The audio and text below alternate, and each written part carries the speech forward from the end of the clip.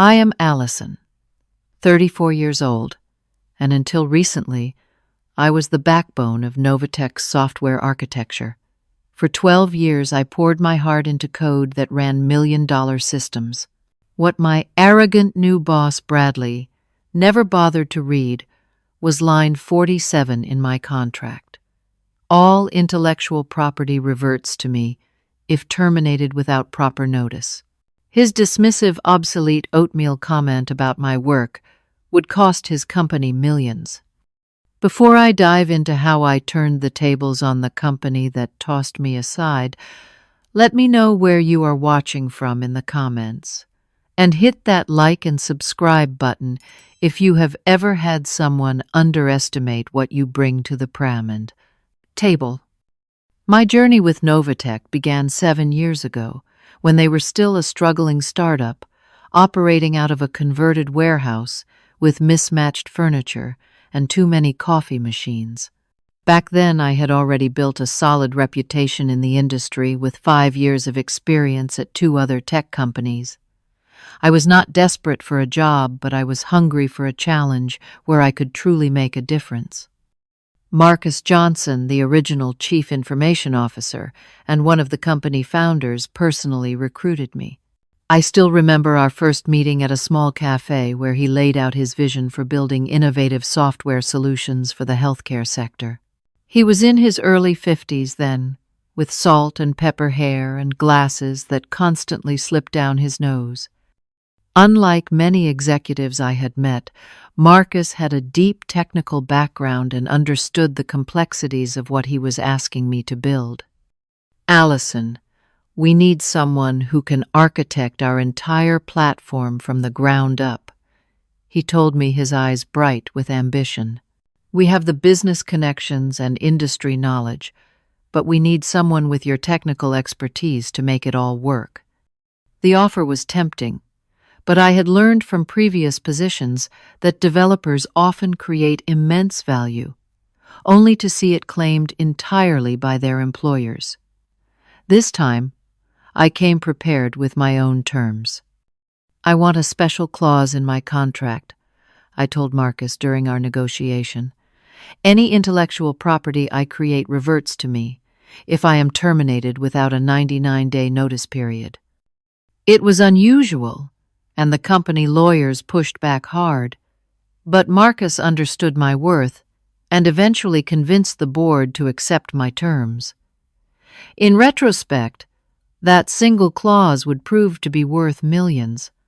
From day one, I approached my work with meticulous attention to detail. I built Novatech's core platform, a comprehensive healthcare management system that eventually became their flagship product.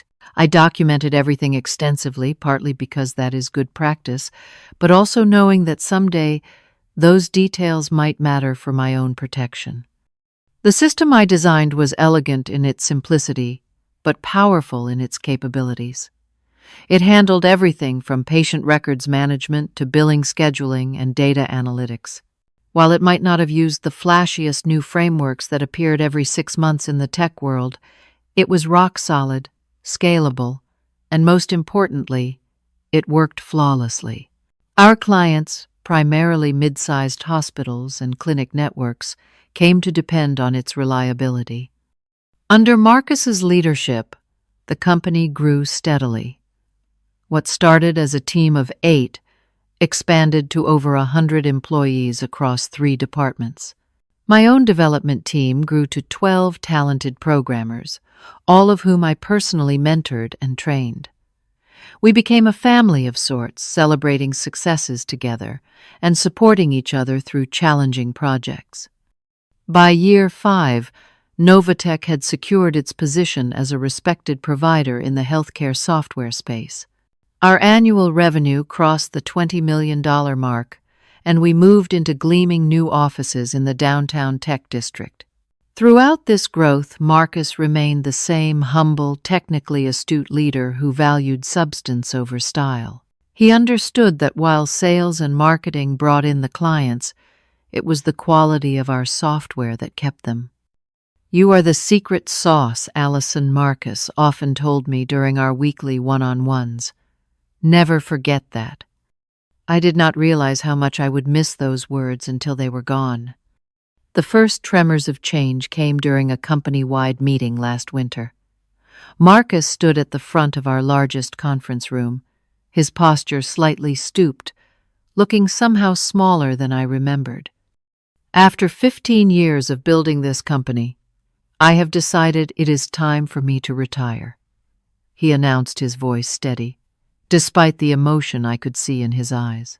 "My wife has been patient long enough, and those fishing trips are not going to take themselves." The room filled with supportive laughter, but I felt a knot forming in my stomach. Marcus had been more than a boss to me. He had been a mentor and champion. Without him, who would understand the value of what my team and I created? We got our answer 3 weeks later when Bradley Reynolds was introduced as our new Chief Information Officer. Tall, perpetually tanned, and dressed in suits that probably cost more than my monthly rent, Bradley came to us from Apex Solutions, a larger competitor known more for their aggressive sales tactics than their technical innovation. "I am excited to bring Novatech into the modern era," were his first words to us, a statement that immediately set my teeth on edge. The implication that we were somehow behind the times felt like a slap to those of us who had built the company from nothing. In those early weeks, I tried to give Bradley the benefit of the doubt. Change is hard, and new leaders often want to make their mark. I invited him to detailed walkthroughs of our architecture and systems, prepared comprehensive briefings on our technology stack, and even suggested a series of one-on-one meetings with key developers to help him understand our operations. "That will not be necessary," he told me, after glancing at my carefully prepared orientation schedule. "I prefer to form my own opinions without being influenced by legacy perspectives."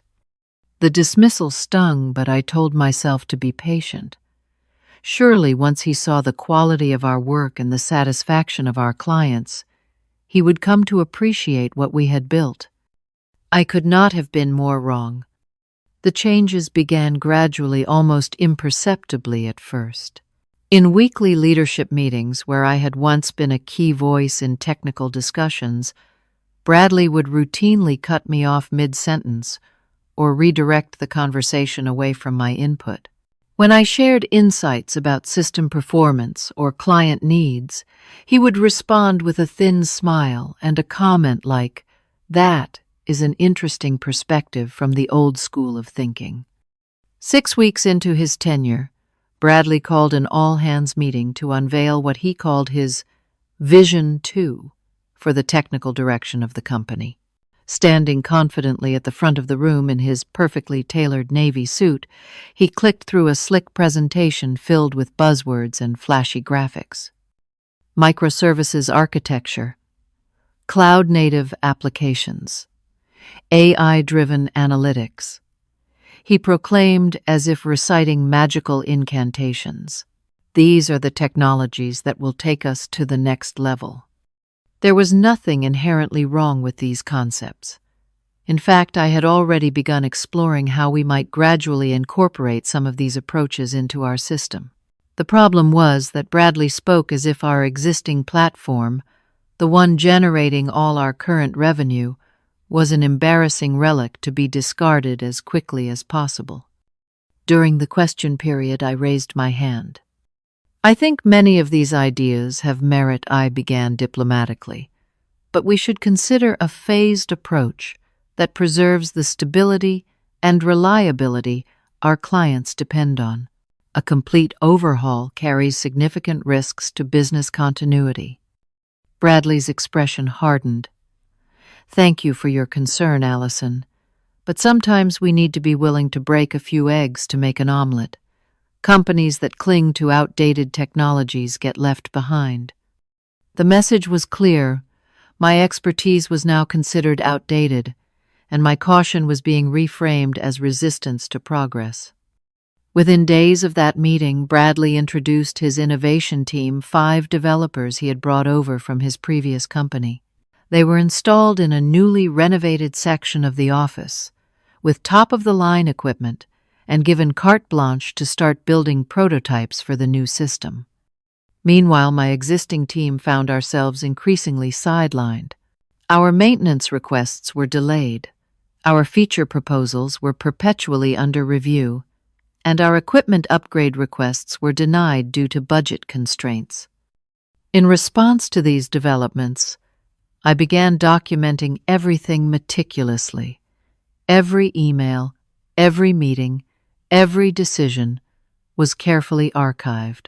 I had a growing sense that I would need this paper trail someday, though I still hoped I was being paranoid. The breaking point came during a technical review session 3 months into Bradley's tenure. My team had just successfully completed a major performance optimization that reduced system response time by 40%, a significant achievement that would directly benefit our clients. As I presented the results to the gathered department heads, I could see genuine appreciation in the eyes of those who understood the technical challenges we had overcome. Then Bradley cleared his throat. "While I appreciate the effort to polish this ancient codebase," he said with a dismissive wave of his hand, "I think we would be better served directing these resources toward our future architecture rather than trying to breathe life into dinosaur code." The room fell uncomfortably silent. I felt my face flush with a mixture of anger and humiliation. "This dinosaur code processes $30 million in medical billing transactions every month without a single error," I replied, struggling to keep my voice level. "Our clients depend on its reliability." Bradley smirked. "And my grandmother depends on her rotary phone, but that does not mean it represents the future of communications." A few people chuckled nervously. In that moment, I saw clearly that this was not about technology at all. It was about power and control. Bradley needed to diminish what came before him to elevate his own vision. After the meeting, Jessica Chen, the head of client services and one of my few allies in senior management, pulled me aside in the hallway. "You need to watch your back," she whispered, glancing around to ensure no one was within earshot. "Bradley has been having closed-door meetings with the board. Rumor has it there is a major restructuring coming, and your team is in the crosshairs." Jessica had always been straightforward with me, and I had no reason to doubt her now. "Thanks for the warning," I said. "Any idea of the timeline?" She shook her head. "Nothing specific, but he is moving fast. Just be prepared." That evening I went home, and for the first time seriously reviewed my employment contract, paying special attention to the intellectual property clauses I had negotiated years earlier. I hoped I would never need to invoke them, but Bradley was leaving me fewer options by the day. The atmosphere in the office grew increasingly tense over the following weeks. Colleagues with whom I had previously enjoyed easy camaraderie now avoided eye contact in the hallways. Conversations would abruptly halt when I entered the break room.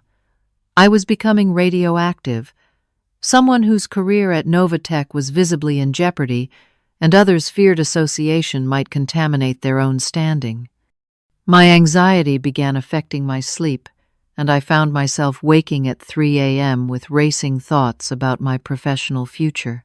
Would 7 years of dedicated work be erased so easily? Would all that I had built be discarded like yesterday's newspaper? The uncertainty was almost worse than knowing for sure. During this period, I started taking more comprehensive backups of my work and documentation. Not the company's data, of course, that would be unethical and illegal, but the architectural designs, the original code repositories, and my extensive notes on system functionality. All things that I had created and that, according to my contract, would revert to my ownership under specific circumstances. I also began discreetly reaching out to my professional network, testing the waters for potential opportunities should the worst happen. The responses were encouraging. My skills were still highly valued in the industry, regardless of what Bradley might think. Still, I was not ready to give up on Novatech. This was not just a job to me. It was a creation I had nurtured from infancy. Walking away would feel like abandoning my own child. But increasingly it seemed Bradley was giving me no choice. Monday morning dawned gray and drizzling, an appropriate backdrop for what would prove to be the beginning of the end. Bradley had called an unexpected department meeting for 9 a.m. mandatory attendance, no agenda provided. As I entered the conference room, the tension was palpable. Most seats were already taken, with people clustered in informal alliance groups. I noted with a pang that my development team had been separated, scattered around the room rather than sitting together as they usually would. Bradley arrived precisely on time, accompanied by Diane from Human Resources, never a good sign, and a man I did not recognize carrying a sleek laptop. Without preamble or pleasantries, Bradley launched into his announcement. After careful evaluation of our technical needs and future direction, I am excited to announce that today we begin a bold new chapter for Novatech. He proclaimed, his voice carrying the rehearsed cadence of someone who had practiced this speech. Project Phoenix will completely revolutionize our platform, rebuilding from the ground up with modern architecture and cutting-edge technologies. He clicked to a slide showing an aggressive timeline, complete replacement of the current system within 6 months. My stomach dropped. What he was proposing was technically impossible in that time frame, at least not without catastrophic disruptions to client services. To facilitate this transition, Bradley continued, we will be restructuring our development teams effective immediately. The new organization chart is being distributed now. The stranger with the laptop began passing out printed sheets. When mine arrived, I scanned it quickly, my heart pounding in my chest. My name was nowhere to be found in the new structure. My entire team had been reassigned to various positions under Bradley's innovation leads. As you can see, Bradley said, seemingly looking everywhere, except at me, we are streamlining our approach to eliminate redundancies and outdated methodologies. I raised my hand, determined to maintain professionalism despite the obvious implications. Bradley, the timeline you are proposing does not account for the complexity of migrating existing clients. We are talking about hospitals and clinics that cannot afford any downtime or data integrity issues. Bradley's jaw tightened almost imperceptibly. Thank you for your concern, Alison. But I think you will find that modern continuous deployment practices make traditional migration concerns obsolete. Are there any questions about the new structure itself? I tried again. Our current system handles complex regulatory compliance requirements that have evolved over years. How does Project Phoenix plan to address these on day one? This time, Bradley did not bother hiding his annoyance. We have a comprehensive compliance strategy in place. Now, if there are no questions about the actual reorganization, it was clear he had no interest in substantive technical discussion. This was not a consultation, it was an execution. The meeting concluded with Bradley introducing his new leadership team, all either brought from his previous company or promoted from junior positions within Novatech, presumably for their malleability. As people filed out, there were sidelong glances in my direction, but no one approached me directly. I sat there gathering my thoughts until the room had emptied except for Bradley and Diane from HR. Alison, could you stay behind for a moment? Diane asked, her expression professionally neutral, but with a hint of discomfort around her eyes. The next 20 minutes unfolded like a bad dream. Bradley outlined how my position had been eliminated in the new structure. Diane explained the severance package, 3-month salary standard, non-disclosure agreements, and an intellectual property assignment confirmation for clarity purposes. "We recognize your contributions to Novatech's early development," Bradley said, with the air of someone bestowing a great generosity. "But the company needs to move beyond legacy systems and thinking. Your expertise is simply no longer aligned with our technical direction."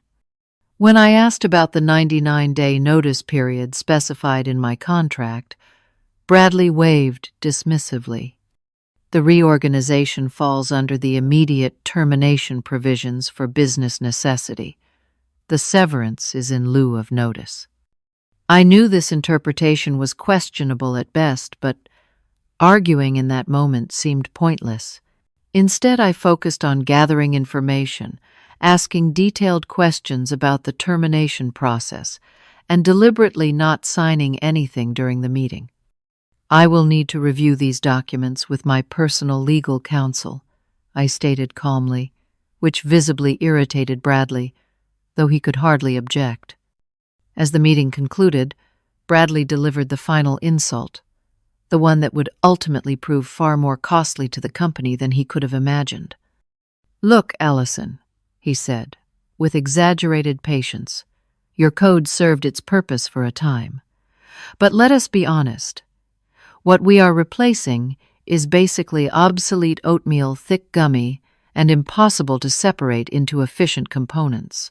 The industry has moved on, and now Novatech is too." Diane winced slightly at his tone but said nothing. I was then escorted back to my desk by a security guard standard procedure. They assured me nothing personal to collect my personal belongings. My computer access had already been revoked.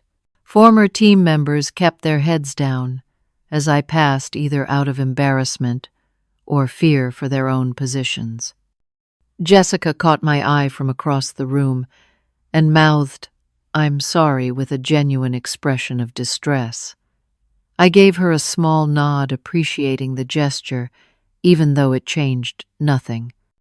The security guard waited patiently as I gathered my photos, books, and the small jade plant I had kept alive for 6 years. My employee badge was collected, and I was walked to the exit like a criminal, rather than someone who had helped build the company from its foundations. The drive home was a blur of rain and conflicting emotions. Shock at how quickly it had all unraveled. Anger at Bradley's dismissive attitude toward years of dedicated work. Fear about financial security despite the severance. But beneath it all, a slow-burning realization was forming. Bradley had just made a catastrophic mistake, and he did not even know it. My contract was not standard. My intellectual property provisions were not typical. And obsolete oatmeal was about to become the most expensive breakfast metaphor in corporate history. I spent that first weekend in a strange state of emotional flux. Friday night was admittedly rough. I cycled through anger, disbelief, and a profound sense of rejection. I ordered takeout that I barely touched and stared blankly at a TV show without registering a single plot point.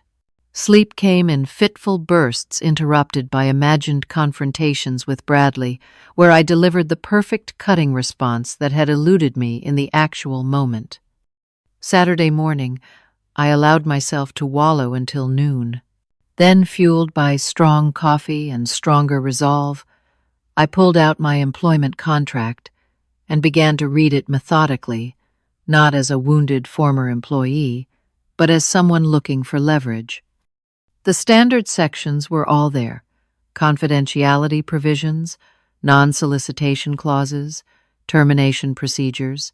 But then I reached Section 7, Paragraph 3, Subparagraph B, the custom intellectual property clause that Marcus had ultimately accepted all those years ago.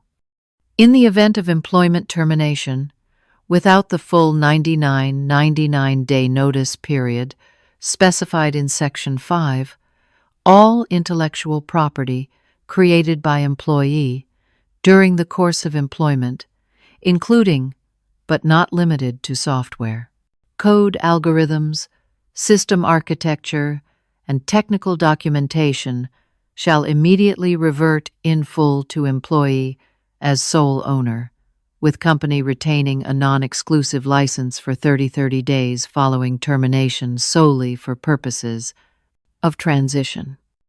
I read the paragraph 3 times, my heartbeat accelerating with each pass. There was no ambiguity here, no room for interpretation.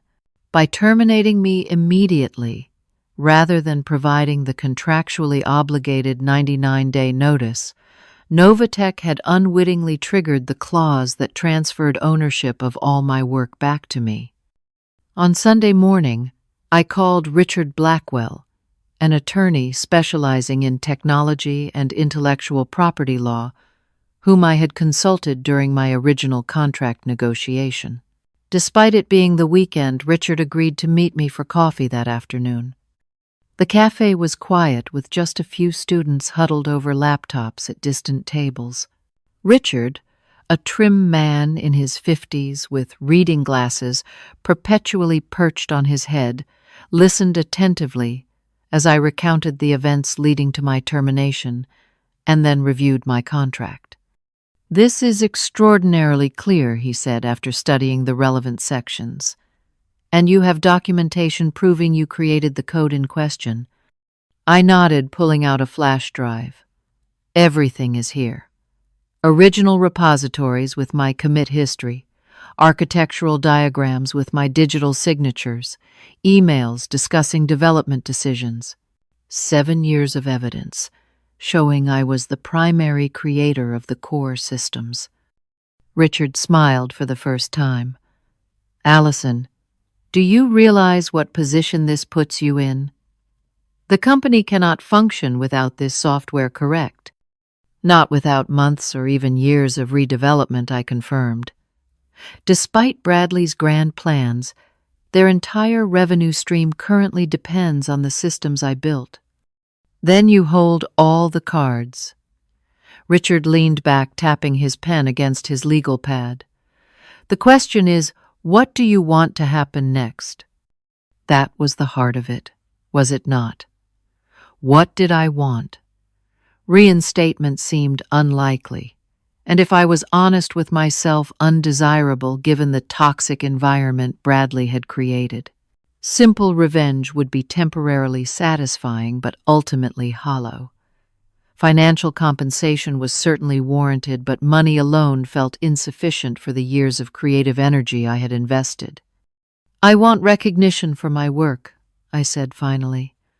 "I want fair compensation for the value I have created, and I want to ensure that the hospitals and clinics depending on my software are not left in the lurch because of corporate politics." Richard nodded approvingly, a measured response. "Let me outline our strategy." Over the next 2 hours, we crafted a detailed approach. Richard would send a formal letter to Novatech's legal department and board of directors, asserting my ownership rights and outlining potential paths forward. We would not lead with a specific demand, but rather open a negotiation from a position of strength. While Richard worked on the legal communication, I created a comprehensive inventory of everything I had developed for Novatech, not just the code itself, but the algorithms, the architectural patterns, the database schemas, and the integration frameworks. The list ran to 17 pages, each item representing countless hours of creative problem-solving. Monday afternoon, my phone buzzed with a text from Jessica. "Big problems with the system today. Bradley's team tried to deploy some changes and brought down the billing module. Clients are furious. Thought you should know." The news did not surprise me. The system was robust but intricate, with numerous interdependencies that were documented but required deep familiarity to navigate safely. Bradley's team, in their haste to make changes, had clearly blundered into one of these complexities. By Tuesday, Richard's letter was ready. It was a masterpiece of legal precision, respectful but firm, outlining the facts without unnecessary aggression. It clearly established my ownership rights, under the triggered contract clause, documented the extent of the intellectual property, now legally mine, and invited the company to contact my legal representation to discuss licensing arrangements. "This will certainly get their attention," Richard said as he dispatched the letter via courier-certified mail and email simultaneously. Now we wait. The waiting proved shorter than anticipated. Wednesday morning, my phone rang with a number I did not recognize. "Alison, this is William Hargrove, CEO of Novatech." His voice carried an urgency I had never heard from our normally composed chief executive. "We need to talk about this letter from your attorney." "I am happy to discuss it through proper channels, William," I replied evenly. "Richard Blackwell is representing me in this matter. Look, there must be some misunderstanding. You cannot possibly own our core software. The company would collapse." "It is not a misunderstanding, William. It is the precise meaning of the contract clause that was approved by your board 7 years ago. And yes, I am well aware of the implications." There was a long pause on the line. When William spoke again, his tone had shifted from dismissive to concerned. "What exactly are you looking for here, Alison?"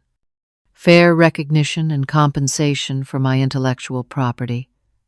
Richard has my full authority to negotiate terms." Within hours, Richard called to inform me that Novatech had requested an emergency meeting for the following morning. The company's initial dismissive stance had evaporated in the face of their legal department's assessment of our position. "They are taking this very seriously now," Richard reported. "They have asked for the meeting to include their full executive team and board representatives." "Will Bradley be there?" I asked. "Oh yes," Richard replied with a slight smile in his voice. "I imagine his perspective on obsolete oatmeal may be evolving rapidly." For the first time since my termination, I felt a genuine sense of anticipation. The tables had turned dramatically, and I was no longer a discarded employee but a critical business partner, holding the keys to Novatech's future. That night I slept more soundly than I had in months. Thursday morning arrived with a clarity that had been missing from my life since Bradley's appearance at Novatech.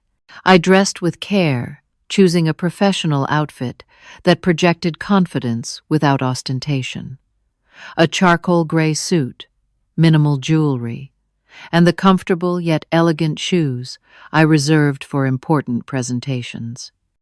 Richard met me in the lobby of the downtown office building housing Novatech's legal firm. He looked sharp in a navy suit carrying a slim briefcase that I knew contained meticulously organized documentation of my case. "Remember, let me handle the initial discussion," he advised as we rode the elevator to the 14th floor. "They will try to minimize the scope of your contribution and the enforceability of your contract clause. Our job is to maintain calm professionalism while making it absolutely clear that your position is unassailable." The conference room they had arranged was clearly designed to intimidate a long, polished table surrounded by high-backed leather chairs with floor-to-ceiling windows offering a panoramic view of the city.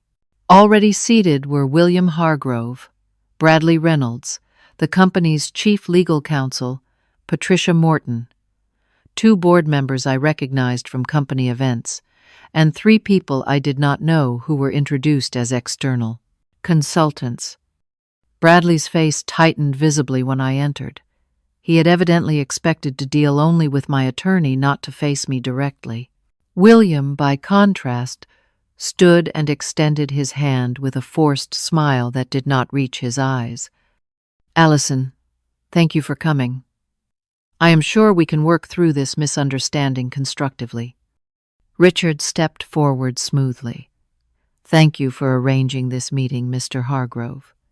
To ensure we are all working from the same set of facts, I have prepared a briefing document outlining my client's position. He distributed copies of a bound presentation to everyone at the table. The cover page stated simply Intellectual Property Ownership Analysis Novatech Core Systems. Patricia Morton, Novatech's stern-faced legal counsel, spoke first after quickly scanning the document. While we acknowledge the unusual language in Miss Wilson's employment contract, we believe the company's standard IP assignment provisions take precedence. Richard smiled politely. I direct your attention to Appendix A, which reproduces the contract modifications signed by both parties and ratified by the board in its quarterly meeting 7 years ago. You will note the explicit statement that this clause supersedes standard provisions in the event of non-compliant termination. The room fell silent as the legal team flipped to the reference section. One of the board members, Janet Keller, if I remembered correctly, removed her glasses and pinched the bridge of her nose. I was on the board when this was approved, she said quietly. Marcus insisted it was necessary to secure a key technical hire. I do not think any of us anticipated this scenario. Bradley interjected, his voice sharp with barely contained anger. This is absurd. One employee cannot claim ownership of an entire company's technology stack simply because of some contractual technicality. Now, it was my turn to speak. It is not a technicality, Bradley. It was a carefully negotiated term that recognized the value I would bring to the company, a term the company accepted and then violated when you terminated me without proper notice. William raised a hand to calm the escalating tension. Let us take a step back and consider the practical implications. What exactly are you claiming ownership of, Alison? In response, I opened my laptop and projected a system architecture diagram onto the screen at the end of the room. The intricate web of interconnected modules, all color-coded and meticulously labeled, filled the display.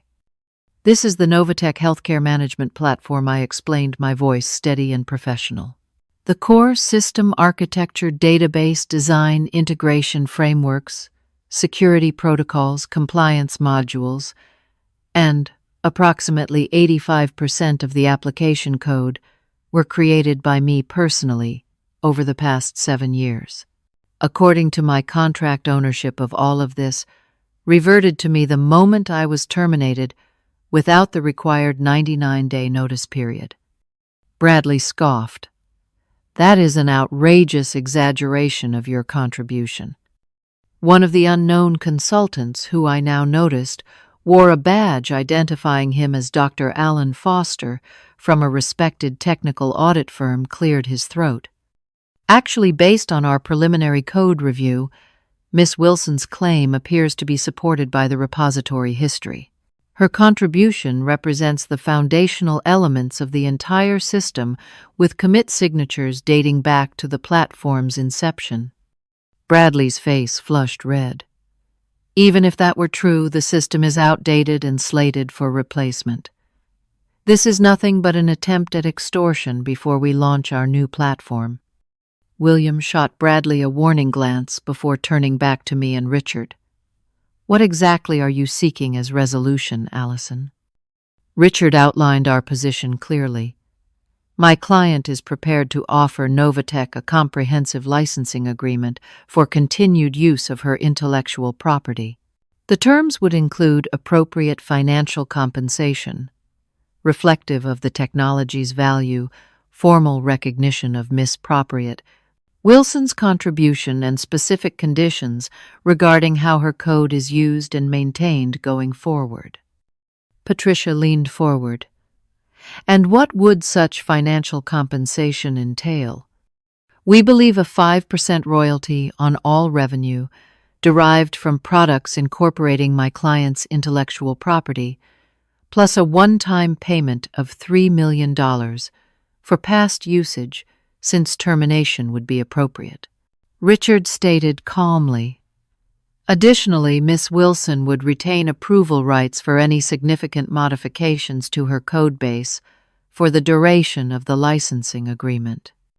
The figures generated exactly the reaction we had anticipated: shock, indignation, and then rapid calculation of alternatives. The board members huddled with Patricia while Bradley whispered urgently to William.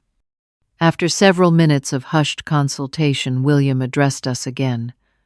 Those terms are completely unworkable. Perhaps we could offer reinstatement of your position instead, with appropriate adjustments to your role and compensation, of course. I shook my head. I am not interested in returning to a work environment that devalues my contribution.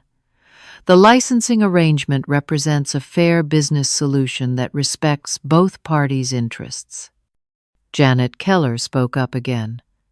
For clarity, what happens if we cannot reach agreement on licensing terms? What are your intentions regarding the intellectual property?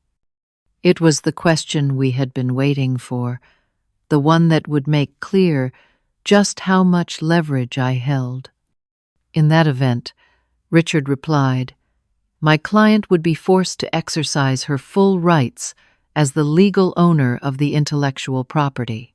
This would include requiring Novatech to cease and desist all use of her code algorithms and architectural designs within 30 days, as specified in the transitional license provision of her contract. The implications hung in the air like a thundercloud.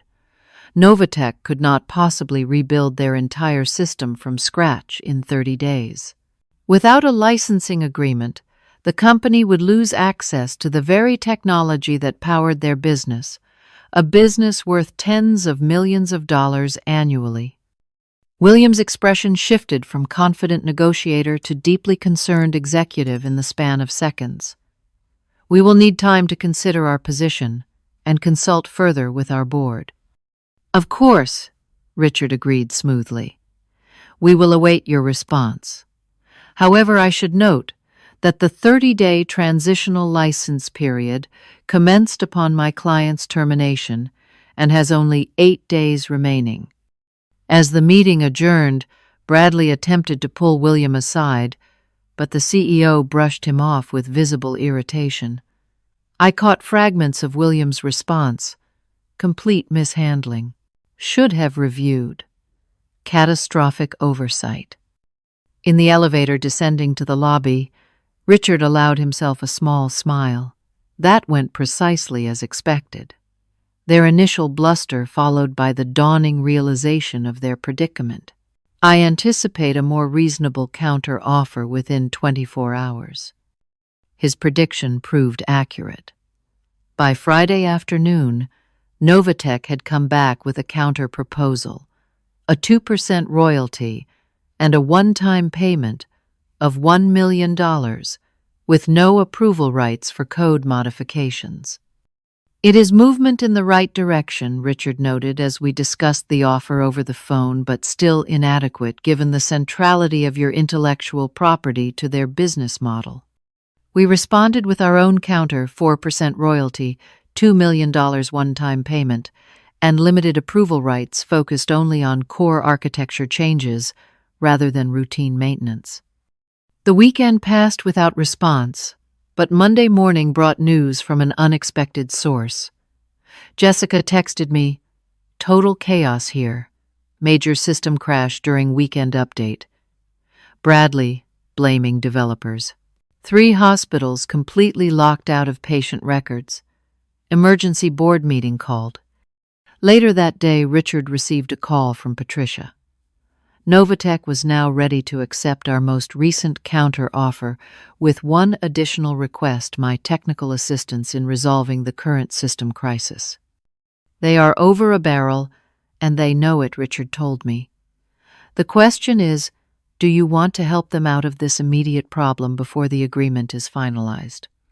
I considered the hospitals affected real healthcare providers with real patients who needed access to their medical information.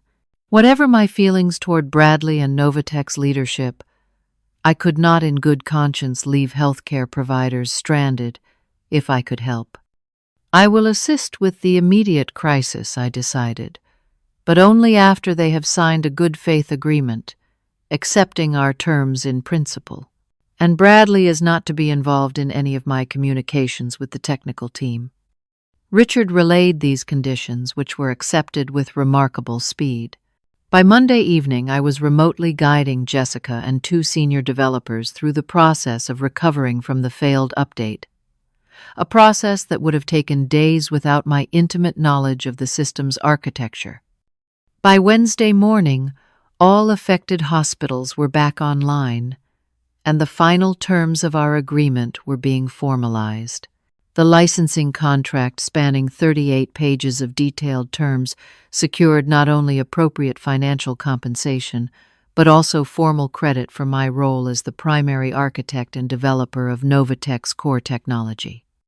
Most satisfyingly, the agreement required Novatech to issue a company-wide communication and press release, acknowledging my ownership of the intellectual property and my critical contribution to the company's success over the intellectual property years. When Richard called to confirm that the fully executed agreement had been received, he added an interesting piece of news. By the way, I heard through my channels that Bradley Reynolds is no longer with Novatech as of this morning. Apparently, the board lost confidence in his technical judgment. Justice, it seemed, had been served not through vengeance, but through the simple power of standing firm on the value of my work. The following Tuesday marked my first return to Novatech since the day of my unceremonious escort out of the building. This time, however, I entered through the front doors, not as an employee, but as the recognized owner of the intellectual property that powered their entire operation, and as a consultant being paid $800 per hour to help stabilize the systems that Bradley's team had destabilized. The atmosphere in the office was noticeably different. Where tension and political maneuvering had previously ruled, there was now a sense of focused determination to right the ship. William Hargrove himself met me in the lobby, his demeanor a mix of professional courtesy and barely disguised relief at my presence. "Thank you for coming in person, Alison," he said, extending his hand. "The team has made some progress following your remote guidance, but there are still critical issues that would benefit from your direct involvement." As we walked through the open office area toward the conference room where the technical team was gathered, I noticed sidelong glances and whispers from employees who clearly knew who I was and why I was there. News travels fast in any company, and the dramatic reversal of my status from dismissed employee to essential partner must have made for compelling break-room conversation. The conference room contained a group of anxious-looking developers, including several members of my former team, who greeted me with genuine warmth and visible relief. Jessica was there too, now apparently serving as interim technical director in Bradley's absence. "The situation is more complicated than we initially thought," Jessica explained, bringing up a system diagnostic dashboard on the main screen. Bradley's team made substantial changes to the codebase without fully understanding the interdependencies. When the billing module failed, they implemented emergency patches that created cascading issues across other subsystems. I studied the diagnostic readouts, quickly identifying the root problems. Bradley's team had violated several fundamental architectural principles I had built into the system, essentially creating incompatible layers that were now fighting each other, like antibodies attacking a transplanted organ.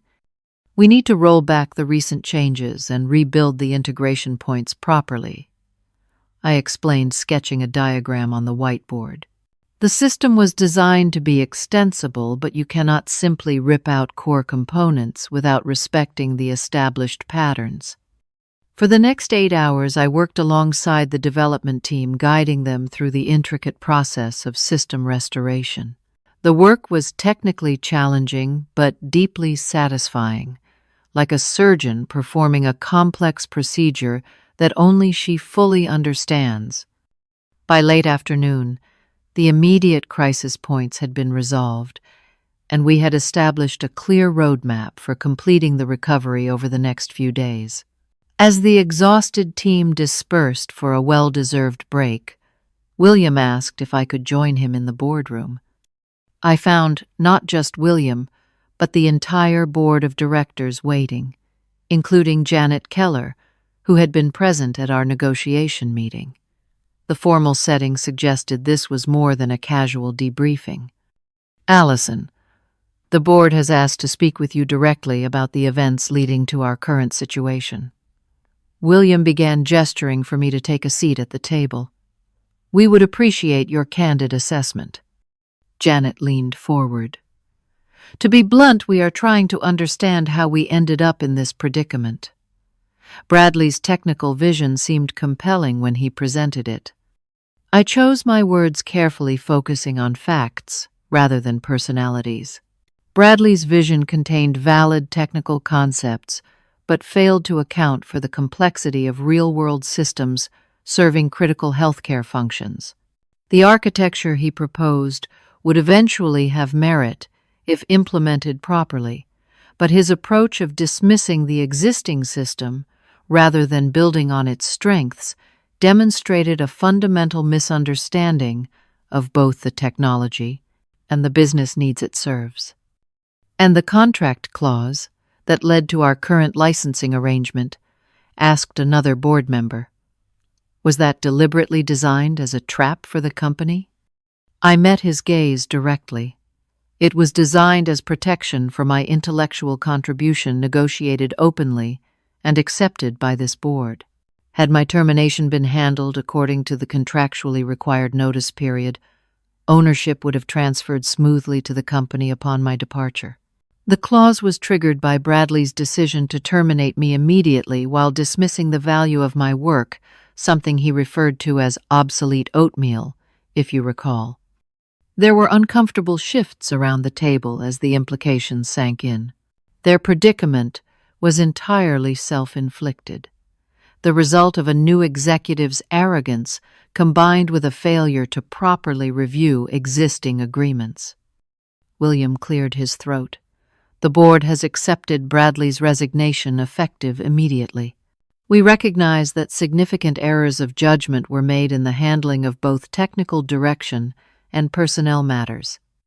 Going forward, Janet added, we would like to discuss the possibility of a more extensive consulting arrangement with you beyond the immediate crisis resolution. Your expertise is clearly essential to the company's stability and growth. The conversation that followed was remarkably different from any I had experienced in my final months at Novatech. For perhaps the first time, the board was truly listening to technical reality rather than being swayed by flashy presentations and buzzwords. I outlined what would be required to properly modernize the platform while preserving its reliable core, a process that would take time but yield sustainable results. By the end of the meeting, we had sketched the framework for an ongoing consulting relationship, one that would provide Novatech with continued access to my expertise while allowing me the independence I now valued. As the board meeting concluded, William asked to speak with me privately for a moment. I owe you an apology, Alison, he said once we were alone. I should have been more directly involved in understanding our technical foundation rather than delegating that entirely to Bradley. Your contribution to this company has clearly been foundational, and the way your departure was handled was inexcusable. I appreciate that, William, I replied. For what it is worth, I never wanted things to reach this point. I believe in what Novatech does and the service it provides to healthcare organizations. Would you consider returning to a leadership position here? We could create a Chief Technology Officer role reporting directly to me with full authority over technical direction. The offer was flattering but no longer aligned with my vision for my future. I think our consulting arrangement will serve both parties better. I value the flexibility of my current position, and frankly, I am not certain the trust could be fully rebuilt." William nodded in understanding. "Then we will make the consulting relationship work as effectively as possible." And Alison, off the record, well played. The following day, Novatech issued the press release required by our agreement, publicly acknowledging my role as the primary architect of their healthcare platform and announcing our new strategic partnership. The carefully worded statement made no mention of the circumstances that led to this arrangement, but the industry could read between the lines. My phone lit up with messages from former colleagues, industry contacts, and even competing companies interested in my newly public expertise. LinkedIn notifications poured in as the story spread through professional networks. The narrative resonated widely. A skilled developer who had stood her ground and received proper recognition for her contribution. Perhaps most satisfying was an email from Marcus Johnson, my original mentor, writing from his retirement in Florida. "I just read the news. Cannot say I am surprised that your code turned out to be as valuable as I always knew it was. Proud of you for standing up for yourself. If you are ever in the Tampa area, the fishing is excellent and the beer is cold." The resolution was not about revenge or even vindication. It was about correct valuation. My work had worth, my expertise had worth, and now that worth was properly recognized, both financially and professionally. In an industry that often treats developers as interchangeable resources rather than creative professionals, it felt like a small but significant victory for everyone who writes code that powers the modern world. 6 months have passed since that dramatic reversal of fortunes, and my life has transformed in ways I could never have predicted when I was escorted out of Novatech that rainy Friday afternoon. I now run my own consulting firm, Wilson Technical Solutions, with Novatech as my highest-paying client among a select portfolio of healthcare technology companies. My home office, with its wall of monitors and ergonomic chair, has become my primary workspace, though I still visit client sites when necessary. The flexibility to structure my own time has been revelatory. I can work intensely when inspiration strikes, take a midday break for a run, when my mind needs clearing, or occasionally indulge in a weekday afternoon movie without answering to anyone. My stress levels have decreased noticeably, and friends comment that I seem more relaxed and present than they have seen me in years. Novatech itself has undergone significant changes. William appointed Samantha Rodriguez, a technically astute director, from their product team as the new Chief Information Officer. Unlike Bradley, Samantha approached the role with humility and a collaborative mindset. One of her first actions was to arrange a comprehensive knowledge transfer session where I walked her through the architectural principles underlying the platform. "I want to understand this system properly," she told me during our first meeting. "Not to replace it overnight, but to help it evolve responsibly." Under Samantha's leadership, the development team has begun a measured modernization process, gradually refactoring components while maintaining the core stability that clients depend on. I review major architectural decisions as part of my consulting agreement, providing continuity while allowing the internal team to take increasing ownership. The licensing fees from Novatech provide a substantial baseline income, allowing me to be selective about additional clients and projects. I now focus primarily on healthcare technology, where my specialized knowledge creates the most value, though I occasionally accept interesting challenges in adjacent fields. Perhaps the most surprising aftermath has been the reconnection with former colleagues. Many who had distanced themselves during Bradley's tenure reached out after the news broke about our new arrangement. Some apologized for not supporting me more vocally. Others simply expressed admiration for how I had handled the situation. Jessica and I maintain both a professional relationship and a friendship. She still leads client services at Novatech, but often consults me on technical matters that impact customer experience. Bradley really did us all a favor in the end, she remarked over coffee recently. The company is healthier now with technical decisions driven by substance rather than sizzle. And you seem happier than you ever were as an employee. She was right. The forced departure from my comfortable role had pushed me to redefine my professional identity and discover a confidence I might never have found otherwise. As for Bradley himself, the industry grapevine suggests he has struggled to secure another executive position. His abbreviated tenure at Novatech and the very public failure of his technical strategy have made potential employers cautious. I take no pleasure in his difficulties.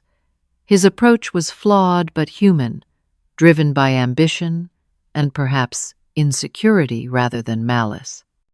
One unexpected development from this experience has been requests to speak at industry conferences about intellectual property rights for software developers. I have now delivered talks at 3 major tech events, sharing my story as a cautionary tale for both companies and individual contributors. My message emphasizes the importance of clear contracts, proper recognition of creative technical work, and the value of mutual respect between technical and business leadership. Following these presentations, I often find myself surrounded by developers seeking advice on protecting their own intellectual contributions. In response, I have developed a workshop that helps technical professionals understand the basics of IP rights and negotiate fair terms with employers. Knowledge is leverage, I tell them. Understand what you are creating and insist on terms that reflect its true value. This educational work has become one of the most rewarding aspects of my new career. Each time a developer approaches me with a success story about negotiating better terms or receiving proper recognition, I feel I am helping to shift the industry toward fairer practices. The financial outcomes have been significant as well. Between consulting fees, licensing revenue, and speaking engagements, my income has more than doubled compared to my former salary. More importantly, the money now feels like fair compensation for the value I create, rather than an arbitrary figure determined by corporate salary bands. I have used some of this newfound prosperity to invest in continued education, taking advanced courses in emerging technologies that interest me. Learning purely for the sake of curiosity, rather than immediate work requirements, has reignited my passion for the field in ways I had not experienced for years. If there is a deeper lesson in my experience, it is about recognizing and standing up for your own value, especially in creative technical fields where contributions can be intangible but immensely valuable. Too often, we developers allow our work to be treated as a commodity rather than the unique intellectual creation it truly is. The clause in my contract was unusual, yes, but it reflected a fundamental truth. The code I wrote, the architecture I designed, and the problems I solved were extensions of my creative mind. They deserved recognition and protection just as any other creative work would. Not every developer will face a situation as dramatic as mine, and not everyone will have the leverage of a specialized contract clause. But everyone can approach their work with a clear understanding of its value and insist on proper respect for their contribution. As I look toward the future, I feel a profound sense of gratitude for how things unfolded, despite the initial pain. The path was difficult, but led to a place of greater autonomy, recognition, and satisfaction than I had previously imagined possible. For those of you watching who may be struggling with similar challenges in your own careers, remember that your knowledge and creativity have real tangible value. Never let anyone dismiss that value with careless words or thoughtless actions. Stand firm in your worth. Document your contributions. And when necessary, be prepared to advocate for yourself professionally. Have you ever had to stand up for the value of your work? I would love to hear your stories in the comments below. And if this story resonated with you, please hit that like button and subscribe to see more stories about navigating the complex world of technology careers. Share this with someone you know who might need encouragement to recognize their own professional worth. Thank you for listening to my journey from obsolete oatmeal to empowered entrepreneur, and I wish you all the confidence to know your true value in whatever you create.